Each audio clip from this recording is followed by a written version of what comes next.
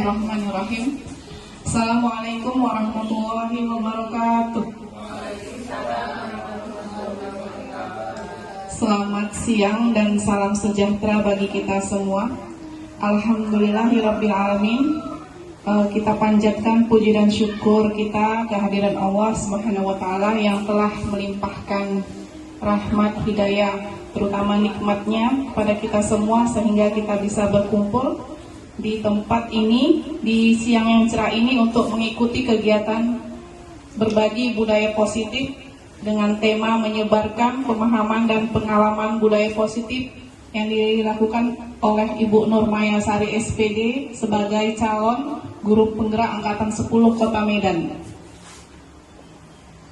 Tak lupa selawat beriring salam kita hadiahkan kepada junjungan kita Nabi besar Muhammad SAW, di mana syafaatnya kelak akan kita nantikan.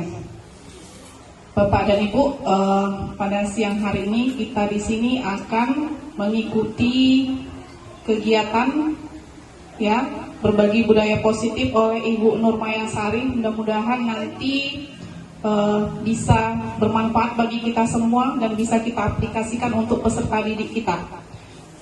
Baik, kegiatan kita nanti akan dibagi menjadi 4 sesi. Yang pertama pembukaan tadi oleh saya sendiri, kemudian yang kedua sesi pemaparan materi oleh Ibu Nurmaya Sari, kemudian yang ketiga sesi tanya jawab, dan yang terakhir adalah penutup.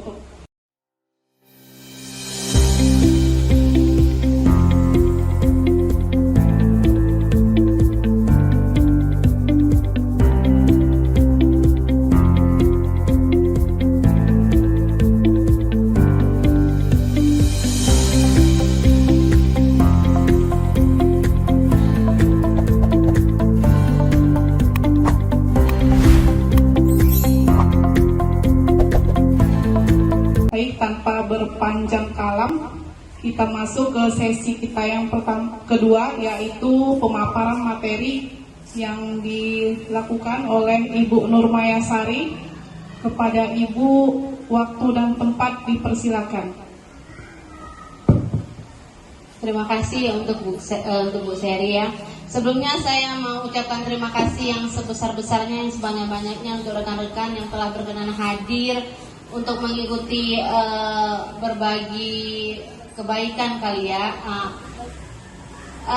Di sini saya ingin Bu Seri boleh di slide kedua. Oke. Di sini saya mau menyebarkan pemahaman dan pengalaman budaya positif. Nah, apa itu budaya positif? Bu Seri. Budaya positif adalah perwujudan dari nilai-nilai atau keyakinan universal yang diterapkan di sekolah. Lanjut, Bu Sen.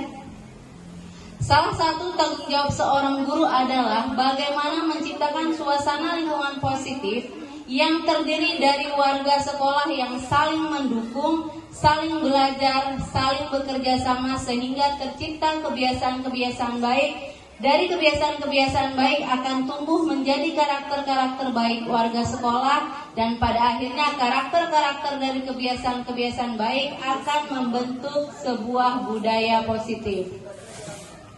Apa pentingnya menciptakan lingkungan positif di lingkungan sekolah?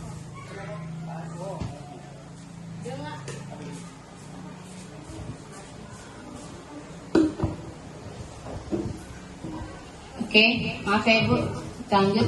Dengan lingkungan positif, siswa memiliki rasa senang, aman, dan nyaman dalam melakukan proses pembelajaran di sekolah.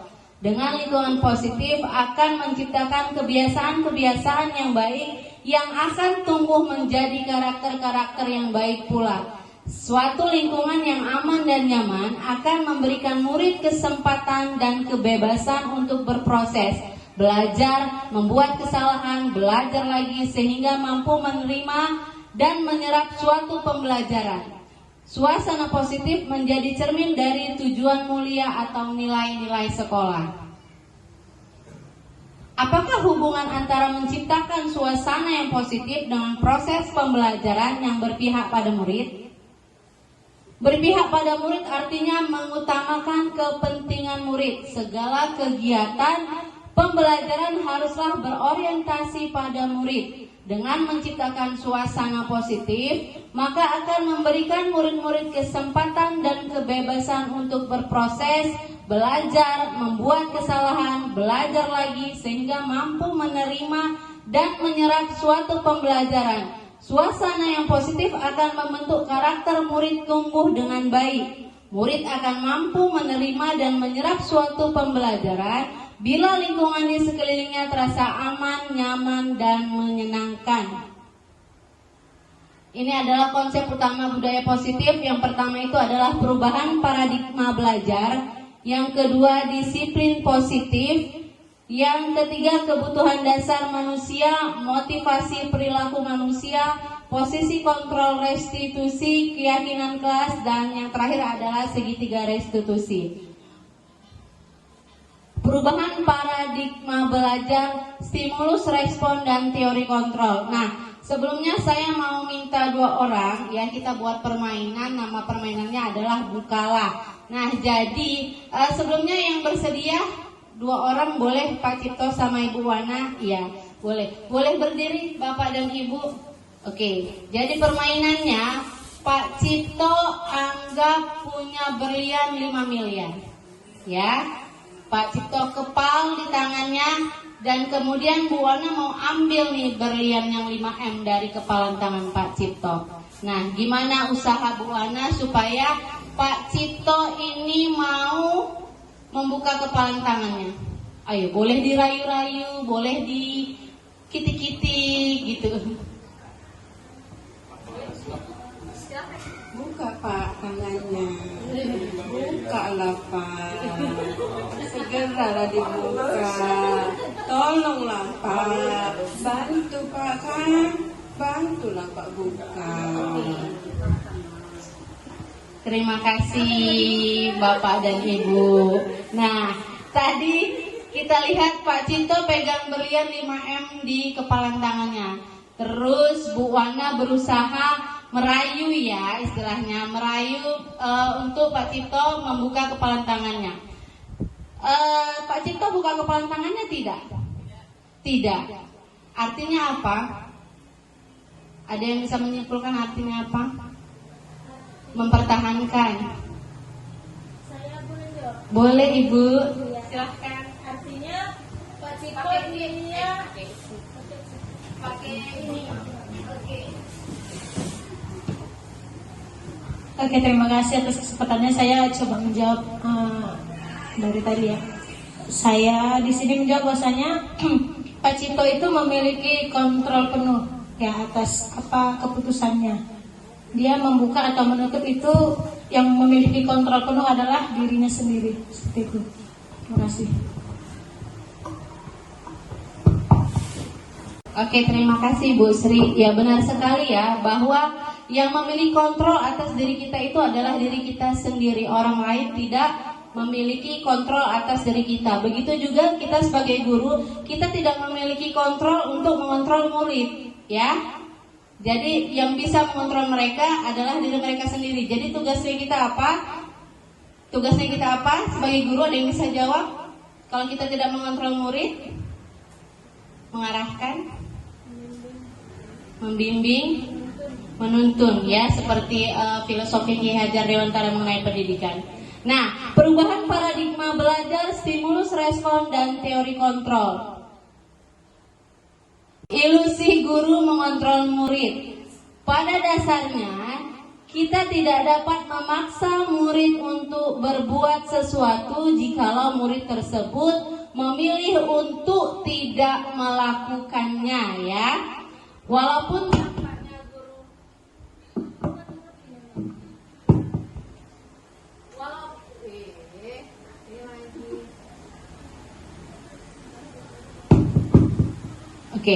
walaupun tampaknya guru sedang mengontrol perilaku murid, hal demikian terjadi karena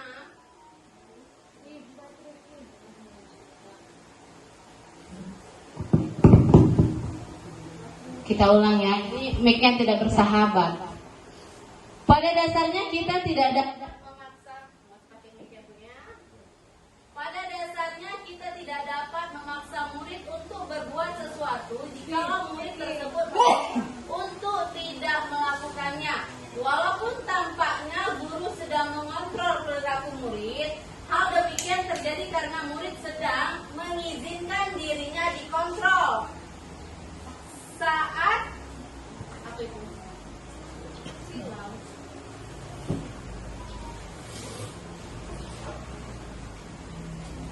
Saat itu bentuk kontrol guru menjadi kebutuhan dasar yang dipilih murid tersebut. Teori kontrol menyatakan bahwa semua perilaku memiliki tujuan bahkan terhadap perilaku yang tidak disukai. Jadi semua perbuatan atau perilaku itu mempunyai tujuan baik positif ataupun negatif. Ya. Yang kedua itu ilusi bahwa semua penguatan positif efektif dan bermanfaat. Penguatan positif atau bujukan adalah bentuk-bentuk kontrol. Segala usaha untuk mempengaruhi murid agar mengulangi suatu perilaku tertentu adalah suatu usaha untuk mengontrol murid tersebut dalam jangka waktu tertentu. Kemungkinan murid tersebut akan menyadarinya dan mencoba untuk menolak bujukan kita, atau bisa jadi murid tersebut menjadi tergantung pada pendapat sang guru untuk berusaha. Ilusi bahwa kritik dan membuat orang merasa bersalah dapat menguatkan karakter. Menggunakan kritik dan rasa bersalah untuk mengontrol murid menuju pada identitas gagal. Mereka belajar untuk merasa buruk tentang diri mereka. Mereka mengembangkan dialog diri yang negatif. Kadang kalau sulit bagi guru untuk mengidentifikasi bahwa mereka sedang melakukan perilaku ini. Karena seringkali guru cukup menggunakan suara halus untuk menyampaikan peran negatif. Ilusi bahwa orang dewasa memiliki hak untuk memaksa. Banyak orang dewasa yang percaya bahwa mereka memiliki tanggung jawab untuk membuat murid-murid berbuat hal-hal tertentu. Apapun yang dilakukan dapat diterima selama ada sebuah kemajuan berdasarkan sebuah pengukuran kinerja. Pada saat itu pula, orang dewasa akan menyadari bahwa perilaku memaksa tidak akan efektif untuk jangka waktu panjang dan sebuah hubungan permusuhan akan terbentuk. Bagaimana seseorang bisa berubah dari paradigma stimulus respon ke pendekatan teori kontrol? Bila kita ingin membuat kemajuan perlahan sedikit-sedikit, ubahlah sikap atau perilaku Anda. Namun bila kita ingin memperbaiki cara utama kita, maka kita perlu mengubah kerangka acuan kita. Ubahlah bagaimana Anda melihat dunia, bagaimana Anda berpikir tentang manusia. Ubahlah paradigma Anda, skema pemahaman dan penjelasan aspek-aspek tertentu tentang realitas. Nah, ini ada perbandingan stimulus respon dan teori kontrol. Di stimulus respon itu realitas atau kebutuhan itu kita sama, ya. Jadi pandangan kalau di stimulus respon itu kebutuhan kita sama, sedangkan di teori kontrol itu kebutuhan kita berbeda, ya. Jelas dua pandangan yang berbeda. Kemudian semua orang melihat hal yang sama. Di teori kontrol setiap orang memiliki gambaran berbeda. Kita mencoba mengubah orang agar berpandangan sama dengan kita. Kita berusaha memahami pandangan orang lain tentang dunia. Stimulus respon, perilaku buruk dilihat sebagai suatu kesalahan, ya, itu di stimulus respon. Jadi perilaku buruk dilihat sebagai suatu kesalahan. Sedangkan di teori kontrol, semua perilaku memiliki tujuan. Ya, tadi sudah dijelaskan, semua perilaku memiliki tujuan, baik itu positif maupun negatif. Orang lain bisa mengontrol saya, itu di stimulus respon. Sedangkan di teori kontrol, hanya Anda atau hanya kita yang bisa mengontrol diri kita. Saya bisa mengontrol orang lain, itu di stimulus respon. Sedangkan di teori kontrol, Anda tidak bisa mengontrol orang lain. Penghukum pemaksaan ada pada saat bujukan gagal. Sedangkan di teori kontrol, kolaborasi dan Konsensus menciptakan pilihan-pilihan baru. Model berpikir menang atau kalah ya di stimulus respon. Nah, sedangkan di teori kontrol, model berpikir menang. Oke, lanjut Bu Ser. Dalam hal ini, kontrol guru dalam menghadapi murid. Paparan Dr. William Glasser dalam kontrol teori meluruskan beberapa miskonsepsi tentang kontrol. Ilusi guru mengontrol murid, ilusi bahwa semua penguatan positif efektif dan bermanfaat. Ilusi bahwa kritik dan membuat orang merasa bersalah dapat menguatkan karakter. Ilusi bahwa orang dewasa memiliki hak untuk memaksa. Dengan merubah paradigma tentang dunia pendidikan yang dimulai dari diri sendiri untuk selanjutnya ditularkan kepada rekan di sekolah, maka kita akan mampu membuat perubahan di sekolah. Disiplin positif. Disiplin positif merupakan salah satu cara penerapan disiplin yang bertujuan untuk menumbuhkan kesadaran serta memberdayakan murid tanpa imbalan penghargaan, ancaman, atau hukuman. Nah, biasanya kan kita kalau di SD, murid itu melakukan sesuatu kalau ada penghargaan dan hukuman, ya kan, apalagi kita di SD. Kalau udah dikasih hukuman, cepatlah dia itu, cepat-cepat dia mengerjakannya. Sebagai pendidik, tujuan kita adalah menciptakan murid yang memiliki kesadaran diri, sehingga mereka berperilaku mengacu kepada nilai-nilai kebajikan universal dan memiliki motivasi intrinsik dalam perubahan perilaku ke arah yang baik. Nah, kemudian lanjut Bu Ser. Lanjut Bu Seri. Slide 16 ya. Motivasi perilaku manusia. Dion Gazan dalam bukunya Retraction School Discipline menyatakan ada 3 alasan motivasi perilaku manusia. Yang pertama, untuk menghindari ketidaknyamanan atau hukuman. Yang kedua, untuk mendapatkan imbalan penghargaan dari orang lain. Nah, yang ketiga, untuk menjadi orang yang mereka inginkan dan menghargai diri sendiri dengan hal-hal atau nilai-nilai yang mereka percayai. Oke, motivasi perilaku manusia. Nah, ini ada motivasi perilaku manusia itu, kalau di sekolah itu ada 2, motivasi ekstrinsik dan motivasi intrinsik. Motivasi ekstrinsiknya itu untuk menghindari ketidaknyamanan hukuman, untuk mendapatkan imbalan penghargaan dari orang lain. Nah, yang kedua, motivasi intrinsik itu untuk menjadi orang yang mereka inginkan dan menghargai diri sendiri dengan nilai-nilai yang mereka percayai. Kalau saya boleh tanya, kalau misalnya hukuman, ini dulu mungkin ya. 5 posisi kontrol guru. Yang pertama itu ada penghukum, pembuat merasa bersalah, sebagai teman, sebagai pemantau, dan sebagai manajer. Kalau kita di sekolah, biasanya kita posisi kontrol kita itu sebagai apa? Kalau ibu-ibu yang sudah dijalani itu sebagai apa? Ada penghukum, ada teman. Ya, semua udah kali ya, sudah dirasakan kali ya. Ada sebagai penghukum, ada sebagai teman, pembuat merasa bersalah, pemantau, dan manajer. Nah, dari kelima posisi kontrol ini, yang dapat menumbuhkan motivasi intrinsik itu kira-kira yang mana? Yang teman. Yang lain? Oke, coba dari penghukum. Kira-kira penghukum. Ada anak yang nggak buat PR terus kita hukum. Kemudian besok-besoknya kira-kira dia buat PR atau tidak? Buat PR. Kenapa dia buat PR? Karena takut dihukum. Kira-kira itu dari diri dia sendiri tidak? Tidak kan? Nah, berarti posisi kontrol sebagai penghukum itu tidak menumbuhkan motivasi intrinsik. Sementara untuk menciptakan budaya positif yang diperlukan dari murid kita adalah motivasi intrinsik. Kalau kita posisi kita sebagai penghukum, itu kita masih menciptakan motivasi ekstrinsik ya. Kemudian pembuat merasa bersalah juga seperti itu. Pernah nggak kira-kira Bapak Ibu posisi kontrolnya sebagai pembuat merasa bersalah? Jangan lagi itu nak, nanti Bu yang kena nak.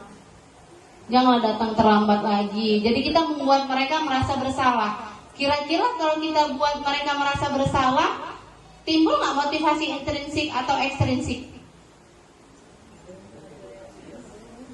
Ekstrinsik ya, iya. Dia belum ada kesadaran dari dia sendiri. Nah, kemudian sebagai teman juga menimbulkan motivasi ekstrinsik, pemantau juga. Nah, ya, dari kelima posisi kontrol guru ini yang paling baik yang mana? Yang paling baik adalah sebagai manajer, ya.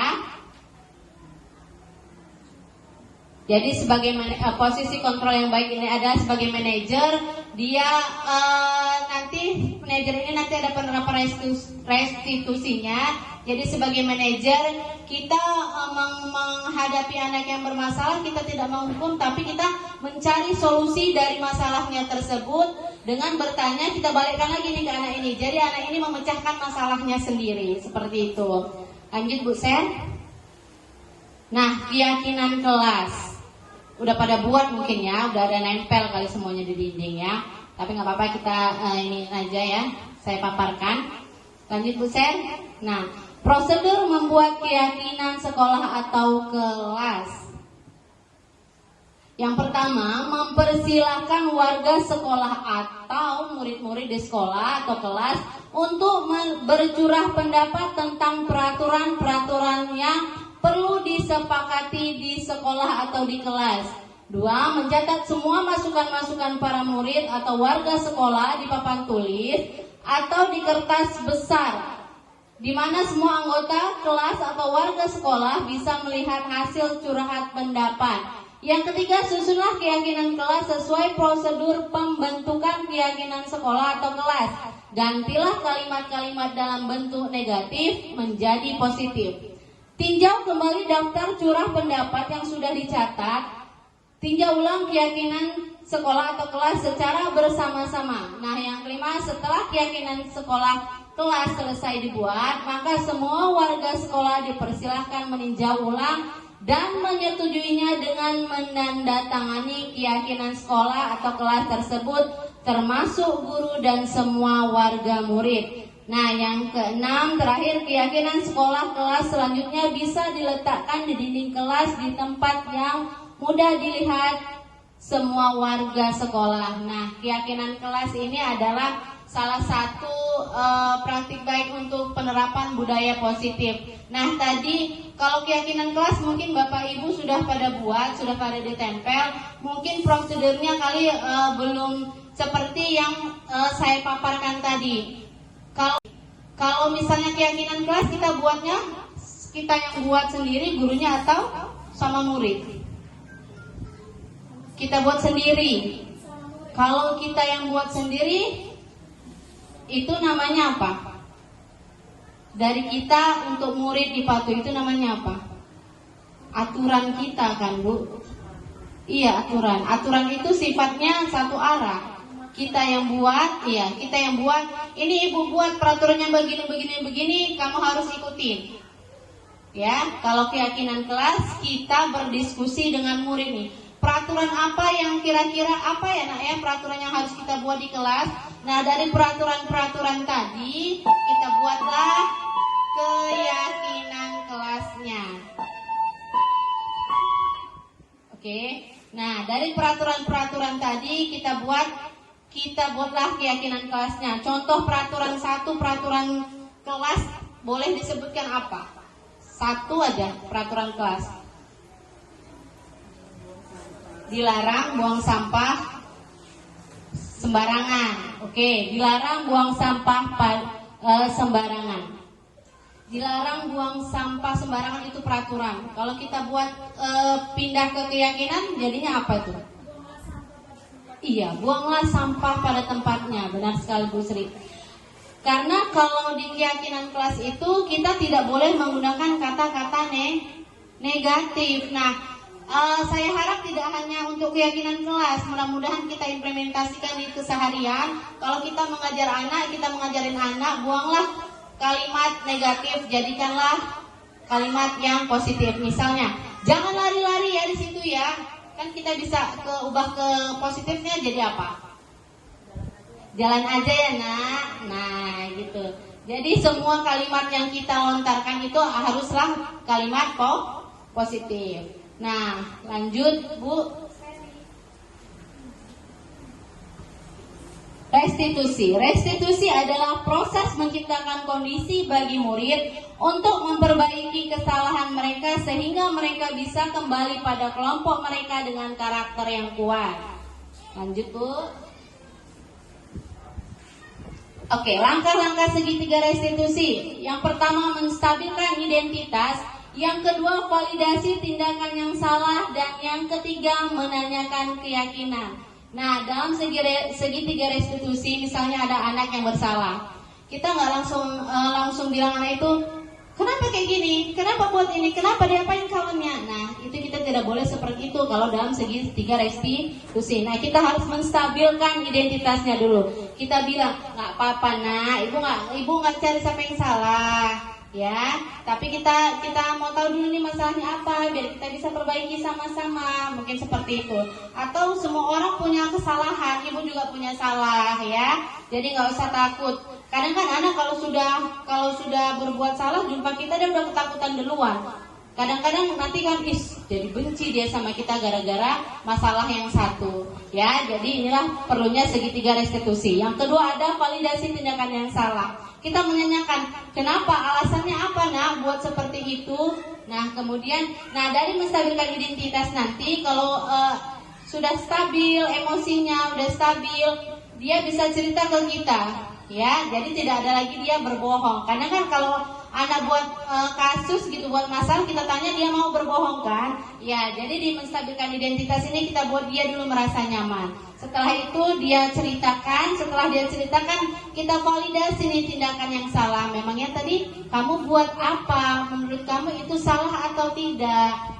Ya, terus harusnya kamu bagaimana? Nah, kemudian menanyakan keyakinan. Nah, menurut kamu yang kamu buat tadi sesuai tidak dengan keyakinan kelas kita? Keyakinan kelas yang mana yang dilanggar? Nah, mau nggak diperbaiki? Kalau sudah diperbaiki, kamu mau jadi orang yang seperti apa? Nah, kira-kira seperti itu. Lanjut Bu Ser. Nah, ini segitiga restitusinya tadi sudah dijelaskan. Kemudian saya juga ada contoh penerapan restitusi yang telah saya buat. Lanjut Bu Ser. Oke.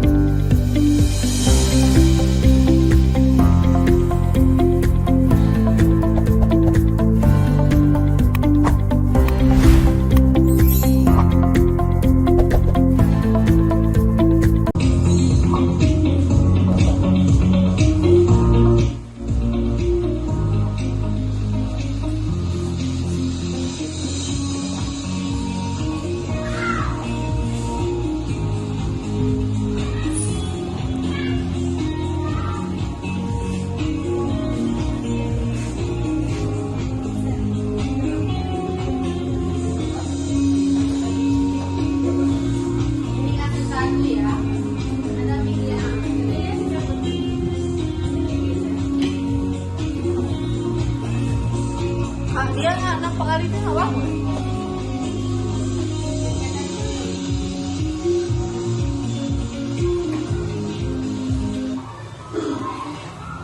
Assalamualaikum Waalaikumsalam Bu. Istirahat ya. Iya Bu. Tadi Bu ketemu sama Bu Dewi. Terus Bu Dewi cerita tentang Reva. Menurut Reva sudah menjadi lebih baik pada saat pembelajaran Bu Dewi. Belum, ya Bu. Kita tinggal tambah makan untuk makan baby. Itu memang kebutuhan manusia. Ibu juga menjelaskan. Mungkin pada saat itu Bang Reva yang dilakukan. Bang Reva makan. Baiklah, tapi mau ditambahkan makan pada saat pembelajaran itu salah apa? Rizky, satunya. Kenapa Bang Reva makan pada saat pembelajaran? Kemanusiaan masyarakat yang belum sekolah. Oke. Menanyakan pada saat pembelajaran sesuai tidak dengan kelas kita? Tidak Bu. Menurut Reva,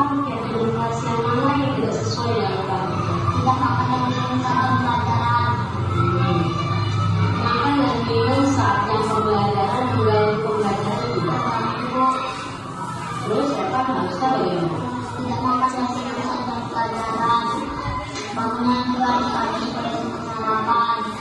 Nanti mereka minta tolong sama ibu lagi bangunnya pagi.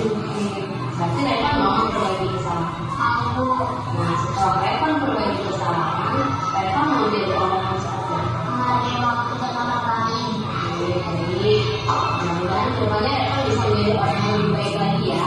Oke, Bang Reva menurut lanjut. Ini kasus yang kedua.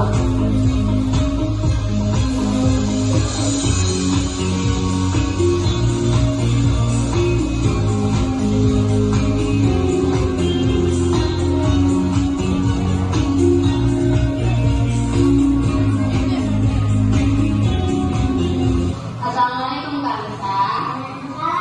Iya. Tadi waktu pelajaran menggambar diperhatikan Alisa ada raut pensil warna ya? Iya Bu, Iya. Kalau raut pensil warnanya jadi terang terus gambarnya jadi bagus.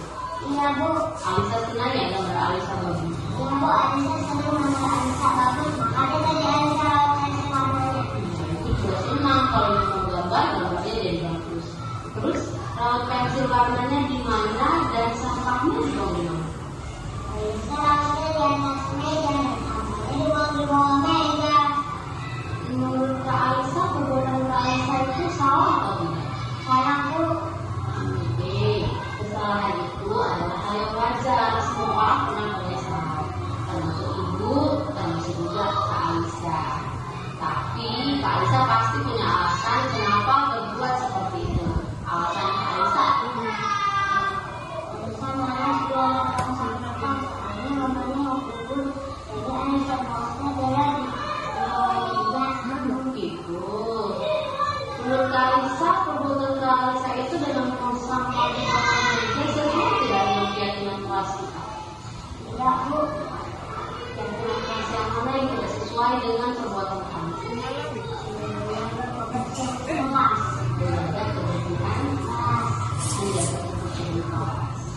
Kalau Kak Alisa, kalau pensil warna terus sampahnya dibuang di bawah meja, kira-kira kelas kita bersih atau kotor? Bu, Kotor. Terus Kak Alisa harusnya bagaimana supaya kelas kita jadi bersih?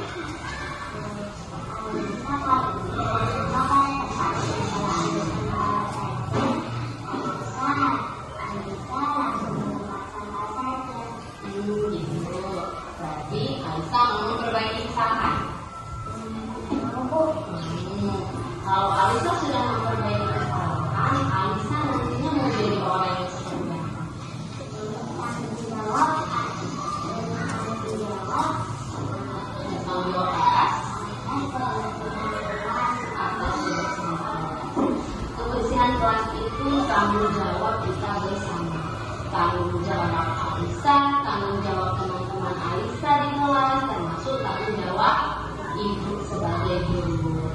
Baik, semoga kedepannya Kak Alisa bisa menjadi anak yang lebih bertanggung jawab lagi, terutama pada kebersihan kelas. Kak Alisa boleh ulang. Halo, nama saya Alisa. Saya pernah tidak menyangka saat saya duduk bersama tapi ibu memperbaiki diri dalam rumah saya. Halo, nama saya Reva. Saya senang ibu tidak langsung membantu saya, tapi membantu saya menyelesaikan masalah saya. Oke, nah itu tadi penerapan segitiga restitusi. Boleh dimatikan Bu Seri? Ya. Nah itu tadi penerapan segitiga restitusi. Yang menurut ibu, bapak dari contoh kasus yang dibuat, kira-kira anak tertekan atau tidak? Tidak. Kalau anak berbuat salah, kita lakukan segitiga restitusi, anak merasa takut tidak?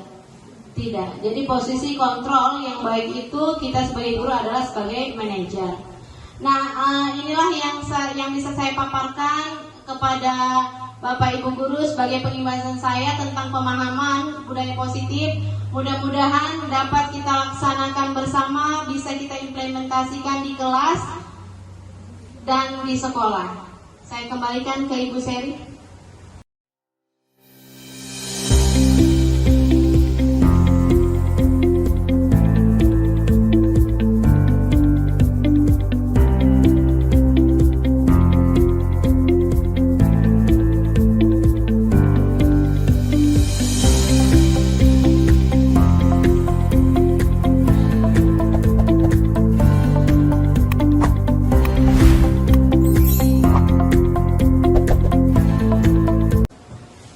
kasih kepada Ibu Maya yang sudah memaparkan kepada kita semua tentang menyebarkan pemahaman dan pengalaman budaya positif. Baik, kita masuk ke sesi kita yang ketiga, yaitu sesi tanya jawab. Kepada rekan-rekan sekalian yang ingin bertanya atau berdiskusi, dipersilakan.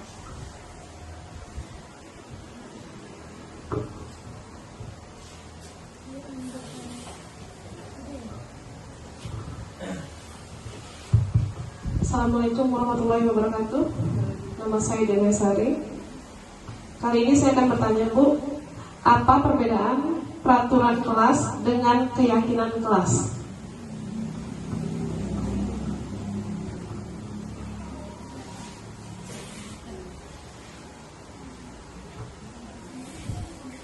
Assalamualaikum warahmatullahi wabarakatuh. Nama saya Sucipto. Saya ingin bertanya kepada Ibu, ya Bu, bagaimana contoh penerapan budaya positif di sekolah? Satu contoh aja, Bu, di sekolah.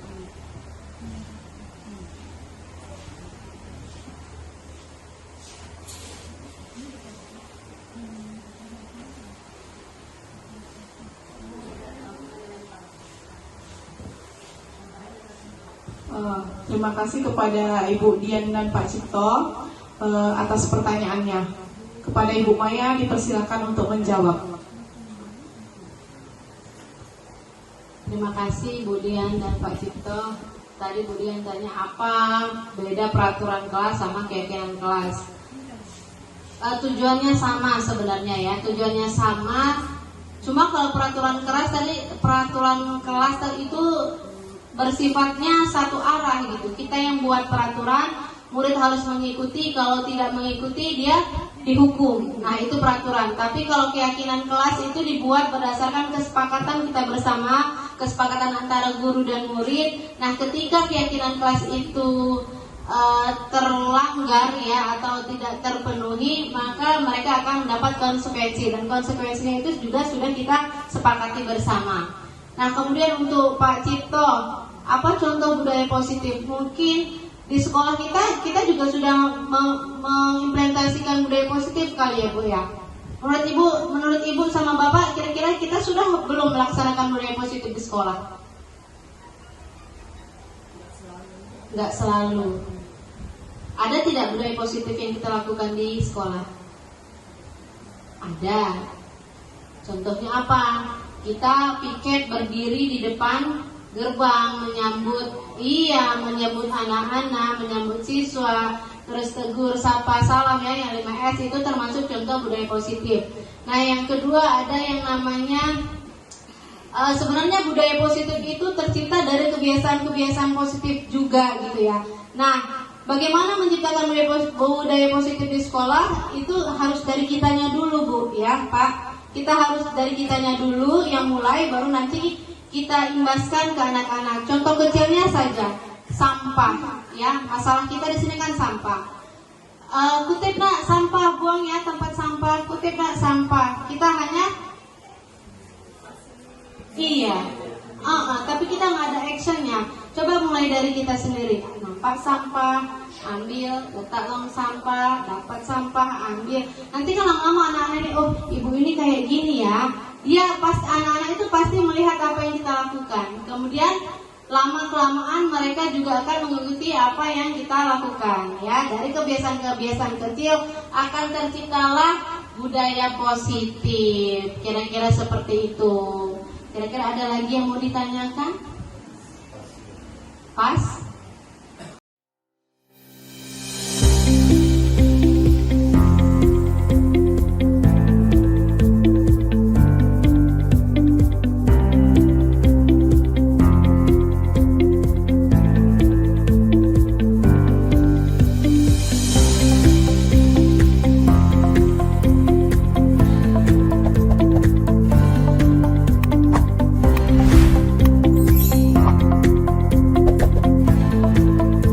Alhamdulillah tak terasa kita sudah sampai di akhir kegiatan kita, yaitu penutup.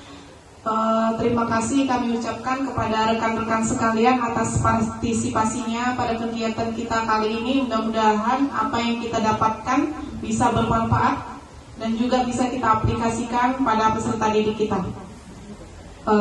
Untuk saya tutup ya. Mohon maaf atas segala kekurangan. Assalamualaikum warahmatullahi wabarakatuh.